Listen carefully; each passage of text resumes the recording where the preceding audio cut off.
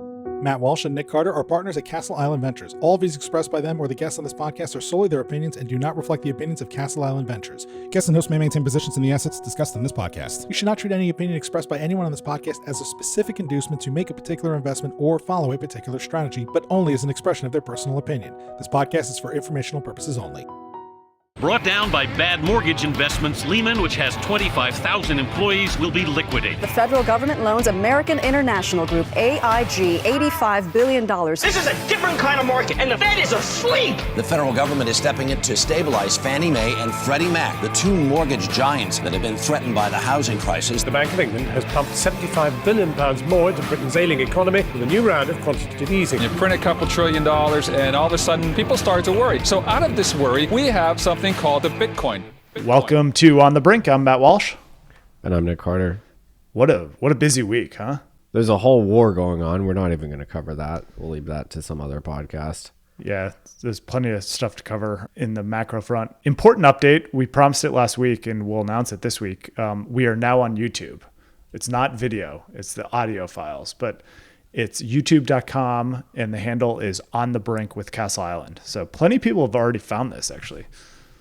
Yeah, the views are just rolling in, even for our ancient episodes from 5 years ago.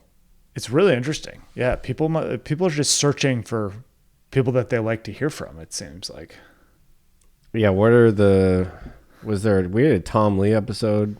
Tom Lee's episode was years ago, and that's got Yeah. a bunch of downloads, a bunch of listens. Yeah, so we haven't done video because that seems like a lot of work. I think we can figure this out, though. I don't know if the video adds anything at all. Now, right now, Does that increase your enjoyment? What difference does it make, you know? It seems like people are more than happy to just listen to the audio version of these things. Our Canton episode is just crushing. People are really into Canton. Yeah, so if you are one of these mysterious people that doesn't use a podcast client but really likes YouTube, weigh in, you know? Do you like it or do you need the video? Yeah. Is this incomplete? Do you want us to put the Three Arrows Capital episode up? You know, we'd like your opinion on that. Is that one, did we withhold that episode? I think I've set that one to private, just given all the headaches that caused us. A couple of these episodes I'd just like to forget about. That was one of them. Yeah, we've had some regret. No one's perfect. We never had Sam Bankman-Fried on our podcast. That was deliberate choice all along. We did have some FTX people. I think maybe it was just Brett Harrison, which I don't regret that one. Yeah, he was one of the less odious FTX people. Yes, for sure. You know what I was thinking to myself this week? Sam, the fact that we had Sam in crypto, it taught us a really important lesson about the EAs, which is they're just not to be trusted. Yeah. They're not to be trusted, and they're megalomaniacs. You can't trust them. That was, Now we're wading into another big topic of the week, the Anthropic. No, I'll say it. Yeah. So Dario is like Sam 2.0. He's like Sam Bankman-Fried 2.0. He thinks he's more important, more powerful than the government. Sam did think that. Yeah, Sam was, and he was very hypocritical. He was, went around saying how he had this moral philosophy. He was so much better than everyone. He was going to save the shrimp or whatever it was. And it was totally important and permissible that he become a billionaire so he can get all the resources to promote his causes. And he had the better moral insight into how to spend money. And he had this fraud going on. Meanwhile, he was running around DC writing legislation. Dario is kind of like that too. I think he's like that. We spent a lot of episodes talking about EAs back in the FTX crumbling days. So we've already been inoculated against their schemes.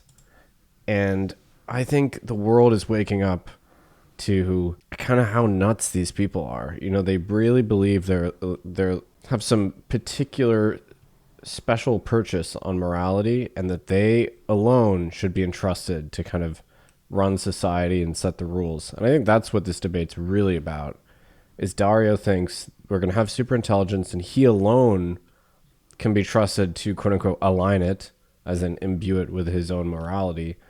And he wants to sell the software to the government, but decide what the government can and cannot do with it, which I think is crazy. I will say, I don't know if the other guy running a huge AI lab is much more trustworthy, even though he's not an EA. No, Sam is more Machiavellian, though. So he will submit at the end of the day to the government because he knows he can't go to war with his own government. There's data centers that live in the U.S. There's no way to run a functioning public company, large AI company with physical infrastructure, and have this antagonistic, hostile relationship with your own government. So Sam gets that. That really threw a wrench in the Anthropic IPO plans for this year. Seems like OpenAI will beat them to it. Yeah, and I think the EA philosophy caused them to fly too close to the sun.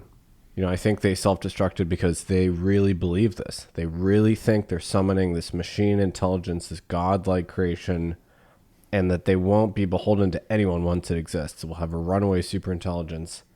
I think it's kind of an apocalyptic cult in many ways. Yeah. Kind of like the Bitcoiners. There's definitely no shortage of cult behavior in that territory as well. Yeah, that was Anthropic. We had 2 episodes this week. Wow. We're cranking them out. So Sean sat down with Alex Wilson, co-founder of Cyclops. We'll talk about Cyclops later. They talked about stablecoin payment solutions for PSPs and a number of other topics. And then I sat down again with Dana Syracuse and Josh Baum of Paul Hastings, talking about the OCC charter process. Talked a little bit about the post-Genius Act rulemaking that's going on. So, we're cranking them out over here. Yeah, much more to come on the treatment of stablecoin yield. There have been some key developments on that front this week. Very exciting. Yes. Major developments. Yes. I mean, talk about a post heard around the world in the crypto industry. Before we do, let's hop into the deals of the week. All right, so first up, Castle Island deal. The company formerly known as Dollar App, this is the LATAM neobank building on stablecoin rails. They have rebranded to ARK, that's ARQ, and they've announced a $70 million funding round co-led by Sequoia and Founders Fund. Yes, big congrats to the team over at ARK. And then it's Cyclops. So we had Alex on the podcast to talk about this week. Cyclops is a new stablecoin infrastructure company. They raised $8 million in a round led by us at Castle Island, along with F Prime Ventures and Shift4 Payments. So really excited to be backing Alex and Pat, as well as David. So huge congrats to the Cyclops team. Cyclops, part of the burgeoning Miami tech industry too. Shout out Miami. Next up, we have Crossover Markets. They're a digital asset ECN. There is $31 million from TradeWeb, DRW, Illuminate, Ripple, Virtu, and Wintermute. Congrats to Brendan and the team over there at Crossover. Then it's QFEX, which is a perpetual futures exchange. They raised $9.5 million from General Catalyst, Y Combinator, and others. Then we have, I don't know how to pronounce this, Aave. It's like Aave with a K. They're an on-chain data protocol. They raised $6 million from Protocol Labs, No Limit Holdings, and Blockchain. And it's 5 Bells. This is a digital asset post-trade settlement platform. They raised a seed round from Ego Death Capital, TimeChain, Epoch, and Folger Ventures. Congrats to Anthony and Brian and the team over at 5 Bells. And lastly, fascinating news, OKX, a well-known crypto exchange, they received a strategic investment from the Intercontinental Exchange, valuing the company at $25 billion. That's wild. Yeah, congrats to Hong and the whole team over at OKX. That's really interesting development. I was kind of surprised to see that pop up on the screen today. Yeah, historically, I would have been shocked that one of these offshore exchanges would have been able to take an investment like that from a very reputable U.S. company. Yeah. So, well done. All right, let's talk about market structure. Without a doubt, the biggest development in that case this week was President Trump's post. His truth. So This popped up. I'm just going to read it. So this is from Trump a couple days ago. The Genius Act is being threatened and undermined by the banks, and that is unacceptable. We are not going to allow it. The U.S. needs to get market structure done ASAP. Americans should earn more money on their money. The banks are hitting record profits, and we're not going to allow them to undermine our powerful crypto agenda that will end up going to China and other countries if we don't get the Clarity Act taken care of. The Genius Act was the USA's big first step to make the United States the crypto capital of the world, and getting Clarity Act done is the next step to finish the job. And more importantly, keep this big, powerful industry in the United States. The banks should not be trying to undercut the Genius Act or hold the Clarity Act hostage. They need to make a good deal with the crypto industry because that's what's in the best interest of the American people. This industry cannot be taken from the people of America when it is so close to becoming truly successful. Thank you for your attention to this matter, President Donald J. Trump. What do you make of that? What a great post from Trump. It's like he's been listening to this podcast or something. I mean, that's exactly my view on the matter. I think if we ban stablecoin yield, it's just a huge bailout for the banks. And there's just no reason to treat the banks with that level of privilege. They don't deserve it. Yeah, I mean, he's clearly hitting the banks. I think part of this is also a message to the Republican senators who are being influenced by some of the local bank lobbying. It's just to say, like, hey, get on board with this, like trains leaving the station. It's completely at odds, obviously, with what JP Morgan CEO Jamie Dimon is saying. Dimon is just an all-time manipulator on the PR side, huh? I mean, he's coming out. What did he say? He said, look, we can't allow this. The crypto companies need to have a level playing field. They should go become banks. It's like, hey, no, they're not doing fractional reserve banking. Like that's not what we're talking about. You wouldn't tell Fidelity you have to go become a bank because you're doing tokenized money funds. These are asset management type behaviors. Yeah, it's a complete non sequitur. Yeah. The thing that, requires entities to become banks is if they're doing maturity transformation and lending long and basically taking deposits. Stablecoins are not doing that. So it's playing on people's ignorance of how banking works and why banks need federal guarantees and why they need oversight. That's the thing that bothers me about this whole debate. It's just the bank lobby is hoping that people don't understand why banks are regulated and why stablecoins shouldn't be part of that. I think that's so true. I mean, Dimon is just hoping and praying that he doesn't get the second order question. And is really just an odious type of behavior, right? Like he's just betting that people are too dumb to ask the follow-up question. It's like, hey, I'm not actually lending out this cash. Why would I have to become a bank? Well, good post from Trump. I don't know if it's going to make a difference. The poly market is pretty constructive on the Clarity Act getting passed. Yeah, so it moved 71%. So you got this yield issue, which who knows? I mean, I think he's going to have to peel off a few senators that don't want to just do what the bank lobby wants. I don't see the bank lobby changing their mind here. I don't think it's probably the tweet was not aimed at the banks as much as it was just the senators. As we said, the bank lobby doesn't have an incentive to compromise here because they couldn't care less really if Clarity gets passed. So they just want to say no. The real thing is, so Dimon's out here is just a completely disingenuous human being saying, look, we need a level playing field. All right, if you want a level playing field, I mean, you have crypto exchange executives that are put in jail because of criminal liability related to the Bank Secrecy Act. When was the last time that happened to a Wall Street banker? And how many violations of OFAC and bank secrecy have we had at JP Morgan? Yeah, it is a double standard. There was more banking news this week too. Kraken Financial, I thought they had been forgotten entirely. So this is Kraken's Wyoming chartered full reserve bank, originally under the Speedy legislation.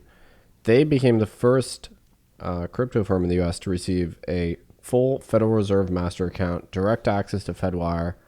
They can settle payments without relying on correspondence. It does not allow for lending or deposit taking or earning interest on reserves held at the Fed, but it does give them status as an equal peer in the fiat system, which is really interesting. This is happening now.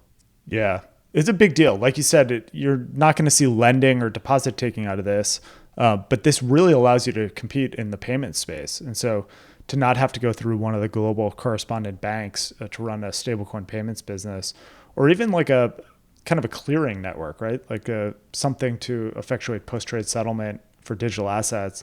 This could be really interesting. And will undoubtedly, this will cause a lot of innovation on top of this stack. So I think the skinny master accounts was this Waller's idea originally? Yeah, that sounds right. Yeah. So hopefully a sign of things to come here, but I think that's a big, big development. Great for Wyoming too, huh? Yeah, no, it's really cool to see. I mean, I think the special purpose depository institution thing was, I want to say in 2021, maybe that first came out. It was a long time ago. Yeah, and I guess we're not getting that, right? It's not a narrow bank as it is like a payments-oriented access bank. Yeah. You're not going to hit the discount window either. So it's pretty narrow, but it's probably exactly what they need in order to be the back end for payments. So plenty of news involving the integration of crypto and the established financial sector. There was an interesting piece of news this week. Visa and Bridge expanding their collaboration, planning to bring stablecoin-linked cards to over 100 countries. Of course, Rain is the biggest service provider. Does this mean Bridge is going to be able to issue cards without Rain? I think directly with Visa. That's what it looks like to me. I don't know if Bridge has the principal issuer status on Visa or not. Stripe probably does, though, right? But it shows you just how much heat is on this card category. That's one of the faster growing segments within the stablecoin space, is these accounts that you can tie to cards and spend in a debit format. Yeah, and I think it answers the question. People are saying, oh, well, no one's ever going to do a crypto wallet transaction at brick and mortar at a merchant point of sale. They will do it through a card. They will. Because that requires no new infrastructure. The merchant doesn't have to buy any new POS system. They don't have to learn how blockchains work. And the settlement is the thing that happens on the blockchain. It's very elegant. It's super a great elegant. Compromise solution. Yeah, and that's what's happening. People have the account on the blockchain or at an exchange or with one of these neobanks or fintechs in stablecoins, and then they spend with the card the way they're used to. It's pretty cool. Kind of have to meet people where they are, right? It's the idea that you're going to ever have like QR based payments take off at merchants never really seemed like that was going to work, but the form factor of the credit card doesn't seem like it's going away. So how about this story? Have you been following this? Kash Patel tweeted today, the FBI arrested this guy, John DeGita, in St. Martin, which is, I guess, an island in the Caribbean or something. He's the son. He was the son of some firm that was meant to be custodying the U.S. Marshals Bitcoin, and he stole $46 million worth of it. Yes. So his father was in charge of this company, and I can't tell if the kid worked at the company or not, or did he just like walk into his father's bedroom and steal the keys here? The fact that this was allowed to happen is crazy to me. This company that no one had ever heard of, what was it called? CDMS or something? And they got the contract. They got the contract. The government's Bitcoin. How does that contract not go to like Fidelity, Anchorage, BitGo, Fireblocks, Coinbase? Like, that's crazy to me. What's going on? Just some random guy in like Arlington, Virginia or something had this contract, and his son stole $46 million of crypto.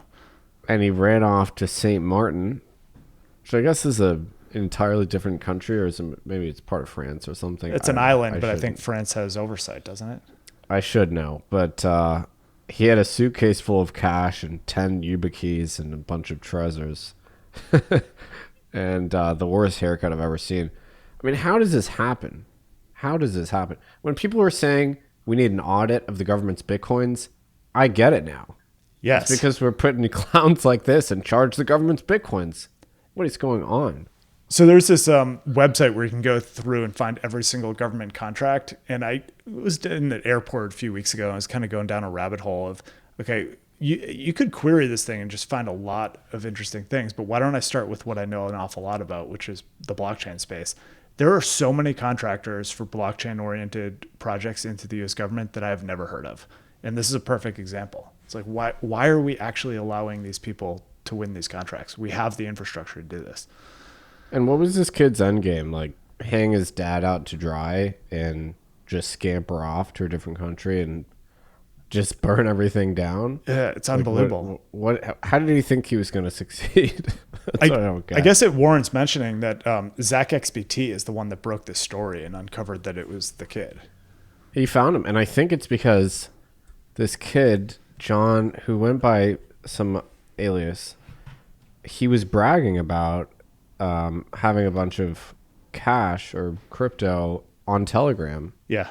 And somehow Zach noticed or was tipped off that his accounts were related to the hacked accounts from the government. It's crazy. And so it's again, these guys just can't help themselves. These criminals just love to brag about their proceeds. That's just the one thing you can't do. We should bring back the Bad Boys theme. This would be a perfect Bad Boys. Yeah, I think we got copy struck on YouTube for using that. Yeah, all the old episodes that have the Bad Boys had copyright flags, but it turns out that they're only banned in Russia and Belarus. Is that right? Yeah, I guess they don't want to listen to Bad Boys over there. So we haven't even been on YouTube for a week, and we've been demonetized. We've been demonetized. We're not even trying to make money on this thing, but we didn't even try, and we can't. Russia's banning us already. Honestly, it's hard out here for a content creator. It really is. It really is. But I'd like to give myself the Obama meme medal for trying to, figure out this YouTube thing. Yeah, you did it. Yeah. I wasn't involved at all. Pretty good work there. So Morgan Stanley has filed an S1, amended S1 with the SEC for their proposed Bitcoin ETF. The Morgan Stanley Bitcoin Trust, Coinbase, and BNY Mellon would be custodians.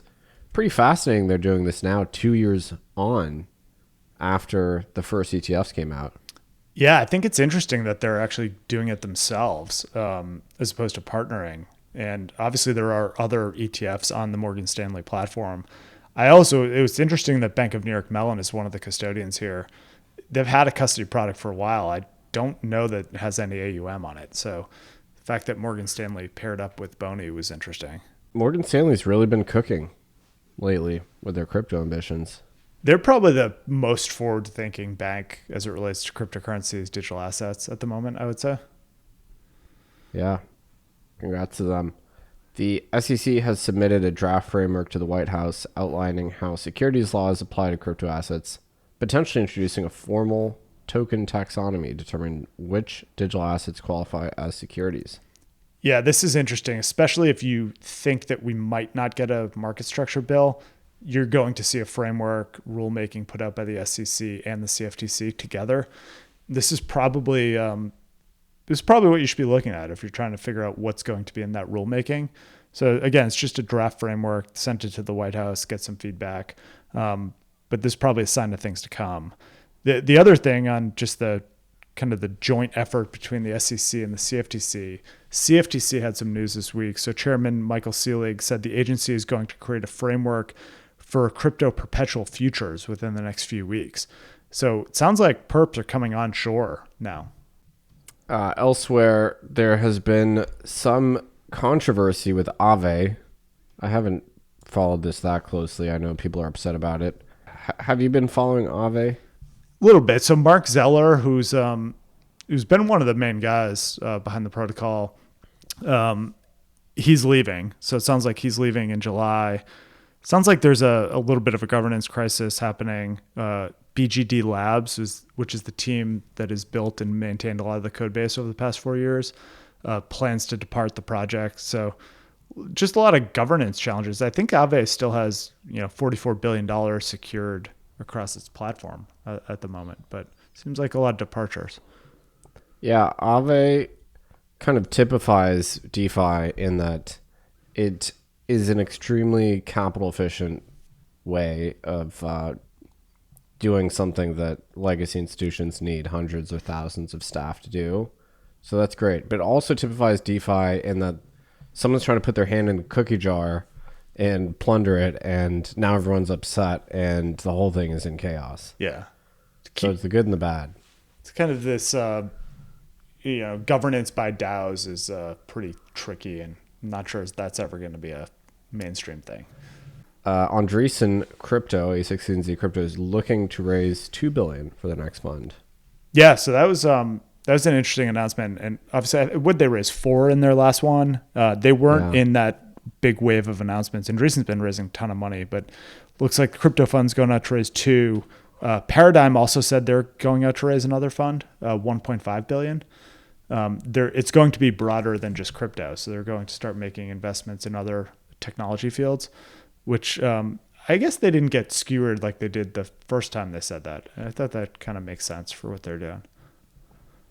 So one thing we didn't talk about was the Kalshi market on Ayatollah Khamenei. And people are really upset about this. Yeah, why don't you tee this up? So there was a market on regime change, basically. And I will note that it said in the text that this is not a death market. And so him being killed is not like a triggering event. Yeah, so it's not explicitly meant to be a death market because they don't have death markets on the platform. However, it was in practice a death market. It was on, him exiting his leadership position, which not surprisingly happened through his death. And there were $54 million, I guess, in total volume, which that number is always exaggerated, by the way, because if you buy a contract for 3 cents, that counts as $1 worth of volume. Yes. By the way. Yeah, it does.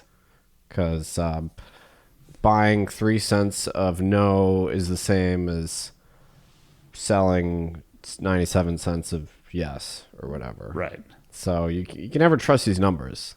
Keep that in mind. So they resolved the market to the last traded position prior to his killing.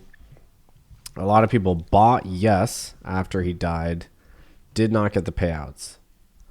So that's the thing about prediction markets. Nobody's figured out how to run them in an orderly fashion, whether it's resolutions, codifying the markets properly, avoiding abuse of the UMO whales, dealing with edge cases. There's just so many things that haven't been worked out around prediction markets. It's really a buyer beware situation at the moment.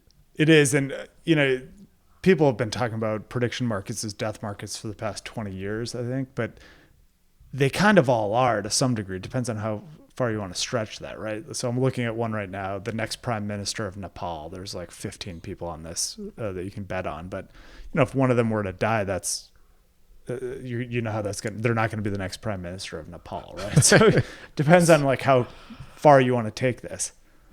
Yeah, you can be pretty pedantic about the death market. There's also been a lot of allegations around it. Basically, any successful trade that's made in a prediction market now is alleged to be insider knowledge. And there have been a lot of this around the invasion of Iran. Yeah. Well, and I think a lot of it will come out that it was insiders.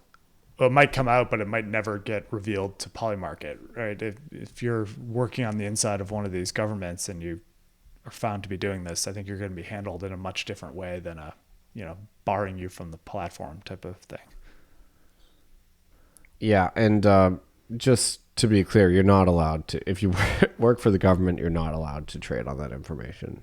Well, that's the other thing, right? Like there's a lot of this behavior that we're seeing on these prediction markets is just an outright crime that could be prosecuted for any number of other criminal offenses. So that was the Polymarket drama. Wired had a good summary of the backlash there. NASDAQ has filed with the SEC and not with the CFTC to list binary outcome prediction market contracts tied to the NASDAQ 100. These just seem, these markets are going up on like, what is the price of a stock or what is the price of Bitcoin going to be over the next 5 minutes? You'd have to be a crazy person as retail to actually bet on that. That is some deep degenerate behavior where you are not advantaged relative to some of the big participants in the market. Yeah, I just don't know why you would need that flavor of risk. I mean, you can already express a view on a stock in a very detailed way with options, or there's so many ways. Why do you need it in this package? I don't get it. That feels like you're sitting in front of a slot machine, right? It's just like, is this going to be red or green in 5 minutes? Like that is not a plus EV move. Yeah, you can buy a 0 DTE option if you want. Alpen Labs wrote a good report on Bitcoin credit markets. I'm going to put that one in the show notes as well. I enjoyed that one, actually. That was very detailed. That's got some good engagement, too. Credit markets are heating up overall. Yeah. Looks like a U.S. judge has freezed the assets of BlockFills. That's the company that we've been talking about the past couple of weeks that has a hole. So a New York federal court has barred the crypto trading firm from moving any of the Bitcoin tied to Dominion Capital, citing suspended withdrawals and insolvency concerns. So whenever these type of things happen, it's just takes a long time to work through it. But they're being sued. This is going to end up in a bankruptcy, is my guess. Still no major bodies floated to the surface. Starting to think there aren't any. That MEV Capital thing has been interesting. I don't know if you'd qualify that as a body, but big DeFi player that had a lot of AUM, way down, clearly had some exposure there. Seems like that's falling apart. All right, so I think that's it for the week. I guess the deadline to work out a deal here on yield has come and gone, but it feels like there's a lot happening behind the scenes, and I wonder if we'll have a little bit more of a resolution 7 days from now. I just don't know what's going to convince the banks to undig in their heels. I think it's more about convincing some of these senators that that this is important to Trump and they need to stop listening to the bank lobby. That's the vibe I'm getting. And honestly, crypto is a priority of the administration, but other priorities will soon supersede it, I think. So the window is closing rapidly. Yeah, I think there's a springtime window here, but then you get into the midterms and it's just a whole different consideration set. There's just so many other pieces of legislation that need to be debated and voted on. Yeah, I think that's right. All right, so that's a good place to leave it. Everybody have a safe and healthy weekend, and we will see you on Monday.